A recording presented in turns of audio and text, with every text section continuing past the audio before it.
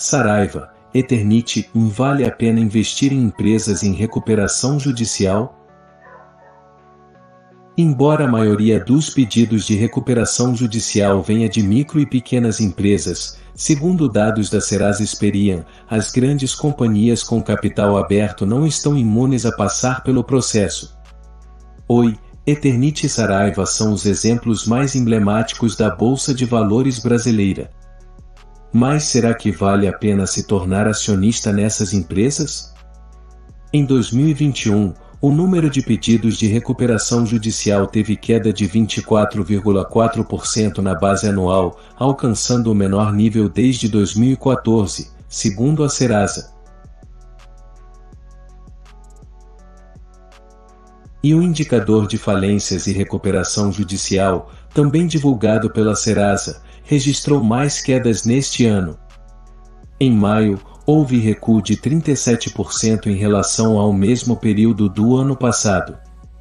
Segundo Luiz Rabi, economista da Serasa, essa queda acontece porque, diante de um quadro de inflação alta e taxa de juros elevada, os empreendedores estão buscando renegociar suas dívidas junto aos credores ao invés de se valerem do instrumento de recuperação judicial, que é sempre mais caro e demorado. Nesse cenário de incertezas, uma empresa que esteja em recuperação judicial pode parecer ainda mais arriscada para os investidores. De fato, pode ser.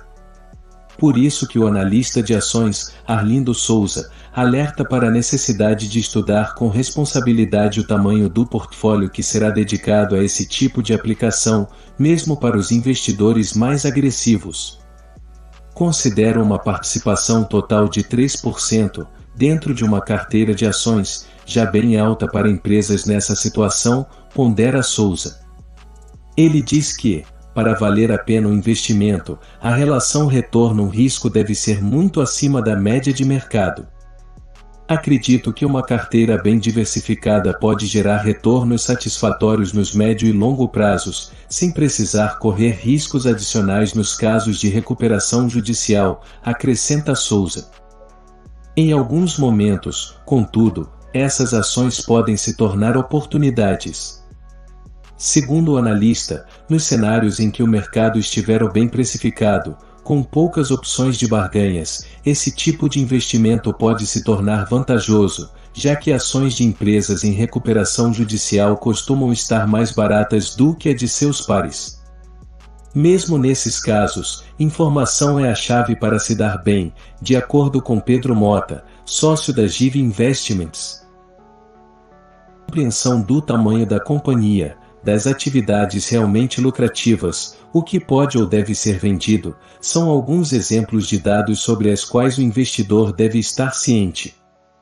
O especialista afirma que eles são essenciais para saber se a companhia vai conseguir se manter viva, preservando sua atividade e os empregos gerados.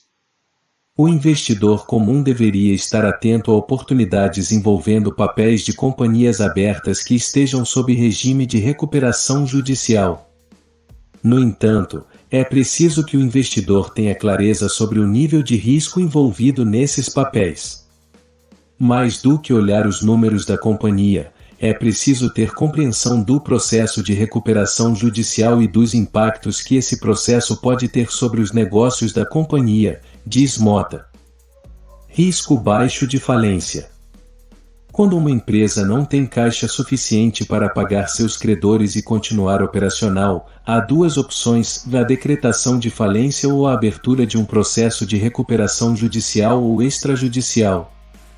Esses dois últimos casos envolvem vários credores ao mesmo tempo, com um plano de manutenção das atividades consideradas ainda viáveis pela empresa, explica a advogada empresarial Juliana Biolchi. Segundo a advogada, quando a empresa está em processo de recuperação judicial, o risco de falência é muito baixo. Para que isso ocorra, é preciso que a companhia não apresente um plano de recuperação em 60 dias após o início do processo, ou não cumpra o plano aprovado, ou não tenha seu plano aprovado pelos credores. Somado a isso, hoje a reforma da legislação sobre recuperação judicial por meio da Lei 14.1/2020, que entrou em vigor em janeiro de 2021 e alterou a antiga Lei 11.101 de 2005, foi positiva para a recuperação das empresas, já que ela atrai mais os grandes investidores a oferecer segurança aos credores em determinados aspectos. A legislação está mais clara, afirma. Mota concorda e acrescenta que a nova legislação foi percebida de maneira muito positiva pelo mercado. A recente alteração sofrida pela Lei 11.10105 consolida entendimentos pacificados e inova em alguns aspectos, diz. Biolchi ressalta que novos investimentos durante o processo de recuperação judicial são importantes para a reestruturação das companhias e dão oportunidade para que elas melhorem seus resultados, reduzam os prejuízos e alonguem suas dívidas. Exemplos na B3. Entre as empresas que estão em recuperação judicial atualmente na B3, o maior destaque é o caso da Oi, que entrou no processo em 2016, com dívidas que somavam 65,4 bilhões de reais. Em 2020, os ativos da companhia foram fatiados em 5 UPIs e colocados à venda, gerando uma arrecadação de 30,8 bilhões de reais. No primeiro trimestre deste ano, a Oi reportou lucro líquido atribuído aos controladores de 1,78 bilhão de reais, revertendo perdas acima de 3 bilhões de reais registradas no quarto trimestre no mesmo período do ano passado, conforme balanço divulgado no dia 28 de junho. O resultado financeiro foi publicado após 2 adiamentos, devido ao processo de venda dos ativos móveis da Oi às concorrentes Claro, TIM Brasil e Vivo. Recentemente, a companhia informou que seu processo de recuperação judicial deve ser concluído em breve. Outro caso de recuperação judicial na B3 que chama a atenção é o da Saraiva. A justificativa da empresa para a decisão de iniciar o processo em outubro de 2018 foi o cenário econômico adverso e a crise no mercado editorial à época. Segundo informações do Estadão, a empresa ganhou fôlego para sair da crise ao vender uma das lojas por 160 milhões de reais em junho deste ano, mas a dívida total continua alta, de 500 milhões de reais. O capital será utilizado exclusivamente para pagar as dívidas. A Saraiva também tentou vender seu e-commerce, mas não obteve sucesso.